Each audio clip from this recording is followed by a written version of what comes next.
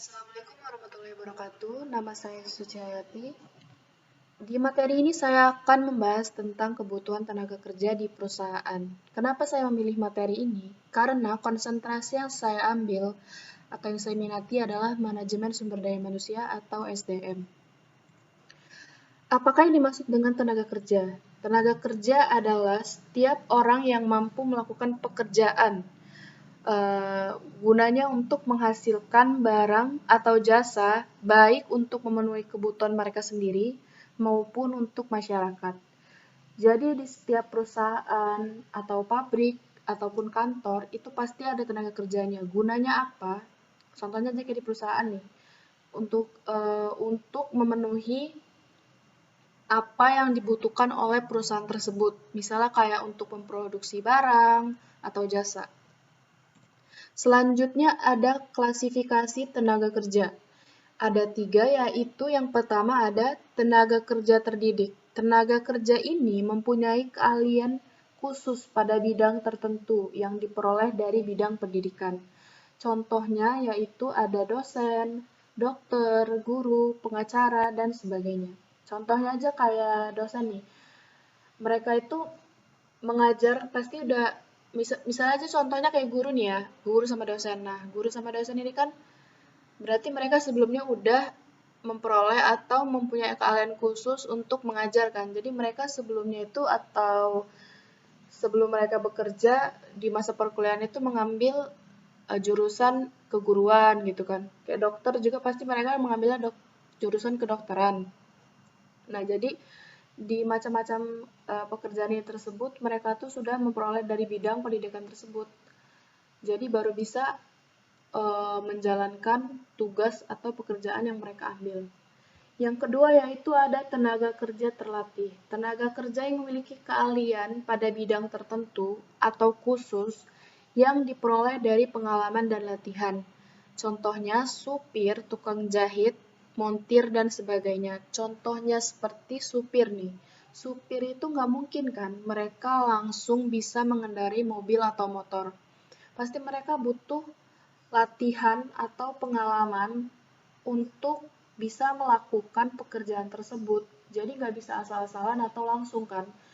Dan juga tukang jahit nih, tukang jahit pasti mereka belajar menjahit dulu baru bisa menjahit kan. Nah, jadi seperti itulah mereka mengambil atau memperoleh dari pengalaman dan latihan. Dan yang ketiga ada tenaga kerja tidak terdidik dan tidak terlatih. Tenaga kerja yang mengandalkan tenaga tidak memerlukan pendidikan maupun pelatihan terlebih dahulu. Contohnya seperti kuli, pembantu rumah tangga, buruh, kasar, dan sebagainya. Selanjutnya kita akan membahas jenis-jenis tenaga kerja, yaitu ada 5. Yang pertama, tenaga kerja menurut sifatnya.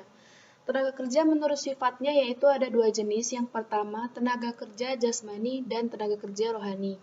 Tenaga kerja jasmani adalah jenis-jenis tenaga kerja yang lebih mengandalkan untuk menggunakan tenaga daripada kemampuan dan kecerdasan otak dan pikiran. Yang kedua ada tenaga kerja rohani. Jadi tenaga kerja ini sangat berbanding terbalik dengan tenaga kerja jasmani. Tenaga kerja ini lebih mengandalkan bekerja dengan menggunakan kemampuan otak dan pikirannya daripada tenaga yang mereka miliki. Yang kedua ada tenaga kerja menurut kemampuannya, yaitu ada 3 jenis. Yang pertama, tenaga kerja terdidik, tenaga kerja terlatih, dan tenaga kerja tidak terdidik. Tadi saya sudah jelaskan di klasifikasi tenaga kerja. Baik, yang selanjutnya tenaga kerja menurut jenis pekerjaannya, yaitu ada 3 jenis juga. Yang pertama, tenaga kerja lapangan, yaitu tenaga kerja yang ditugaskan di lapangan. Biasanya yang tergolong tenaga kerja lapangan adalah bagian marketing atau pemasangan di lapangan. Yang kedua ada tenaga kerja pabrik, yaitu mereka yang bekerja di sebuah pabrik. Misalnya saja seorang buruh pabrik yang ditempatkan di lokasi produksi. Yang ketiga ada tenaga kerja kantor. Tenaga kerja kantor adalah mereka yang bekerja dalam sebuah kantor atau intensi atau perusahaan. Contohnya saja seperti tenaga kerja administrasi, tenaga kerja HRD, dan tenaga kerja akunting. Yang keempat ada tenaga kerja menurut hubungannya dengan produk. Ada 2 jenis. Yang pertama, tenaga kerja langsung, yaitu tenaga kerja yang terjun langsung menangani suatu produk atau barang. Yang kedua, tenaga kerja tidak langsung. Tenaga kerja ini berhubungan dengan produk atau barang, tetapi mereka tidak langsung terjun ke lapangan atau langsung untuk menangani produk tersebut. Yang kelima yaitu ada tenaga kerja menurut fungsi pokok dalam perusahaan. Ada dua jenis. Yang pertama, tenaga kerja bagian produksi. Tenaga kerja bagian produksi adalah mereka yang kegiatan utamanya membuat barang-barang produksi yang akan dipasarkan. Yang kedua, ada tenaga kerja bagian pemasaran. Beda halnya dengan tenaga kerja bagian pemasaran. Mereka bekerja di bagian pemasaran untuk memasarkan produk atau barang yang telah selesai diproduksi. Selanjutnya kita ke tenaga kerja dapat digolongkan menjadi 3 kelompok, yaitu yang pertama ada pekerja lepas atau biasa disebut juga dengan freelance, adalah orang yang bekerja sendiri dan tidak berkomitmen pada suatu perusahaan. Jadi mereka bekerja sendiri di suatu perusahaan dan tidak berkomitmen atau berkontrak dengan perusahaan tersebut.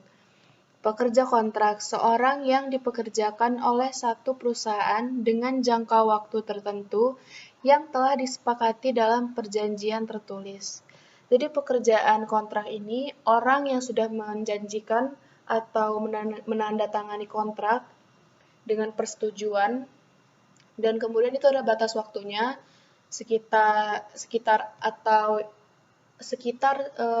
tahun atau 2 tahunan yang ditentukan oleh perusahaan mereka sendiri. Yang terakhir yaitu pekerja tetap, seseorang yang dipekerjakan oleh satu perusahaan untuk jangka waktu tidak tertentu. Jadi mereka sudah menjadi pegawai tetap dan tidak ada kontrak atau jaminan karena mereka sudah jadi pegawai tetap di perusahaan tersebut. Yang selanjutnya itu ada masalah yang sering terjadi dalam tenaga kerja, yaitu pertama, rendahnya kualitas tenaga kerja, jumlah angkatan kerja yang tidak sebanding dengan kesempatan kerja, dan yang terakhir adalah pengangguran. Rendahnya kualitas tenaga kerja, pendidikan atau pelatihan yang baik itu akan menghasilkan tenaga kerja yang baik juga. Jadi di Indonesia itu belum memiliki itu semua karena masih banyak tenaga kerja di Indonesia yang belum mampu menciptakan hasil produk dengan baik.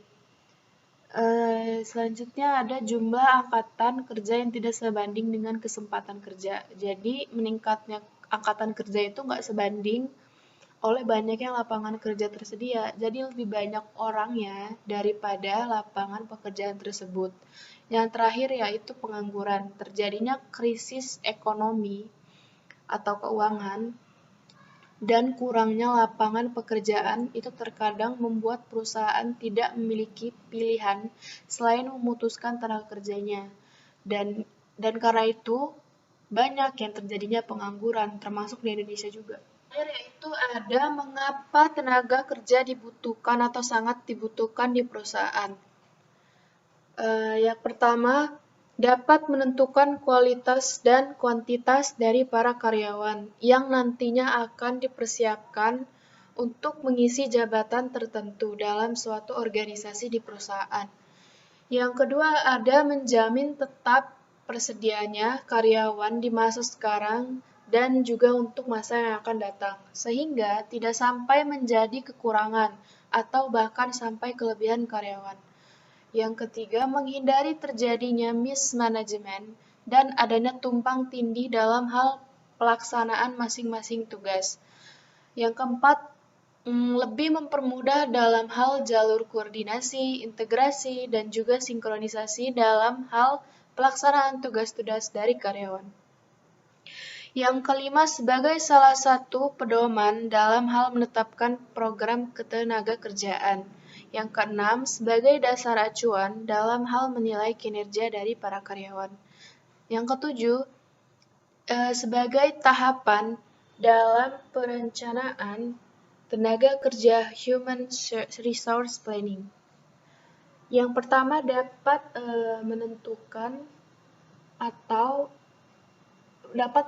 kualitas dan kuantitas daripada karyawan yang nantinya akan dipersiapkan untuk mengisi jabatan tertentu.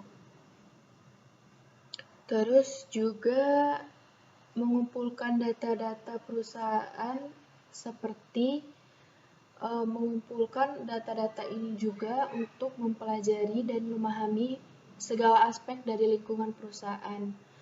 Jadi mengumpulkan data-data atau mengolah data-data ini juga berguna untuk menentukan aspek lingkungan perusahaan yang cukup, terus juga bisa melakukan penyusunan job analisis atau analisis jabatan. Itu untuk kegiatan menghimpun dan menyusun berbagai informasi tentang tugas-tugas dan jenis-jenis pekerjaan, serta tanggung jawab seseorang. Juga bisa perkiraan dan perencanaan persediaan karyawan. Melakukan persediaan ini, tenaga kerja ini, untuk mempertimbangkan tingkat persediaannya, kemampuan jenis, umur, pendidikan, penyebaran, kebijakan, perburuan, dan lain sebagainya. Dan yang terakhir yaitu ada penyusunan program kepegawaian, yaitu untuk merumuskan berbagai macam alternatif dari program-program yang dianggap cukup memungkinkan untuk sasaran seperti yang sudah ditetapkan. Dan juga memilih kegiatan apa yang dirasa paling baik di antara semua jenis alternatif yang sudah ada. Dan yang terakhir yaitu mengintegrasikan keseluruhan kegiatan yang sudah dipilih dalam satu kerangka kerja yang utuh. Itu saja, sekian dari saya. Terima kasih. Wassalamualaikum warahmatullahi wabarakatuh.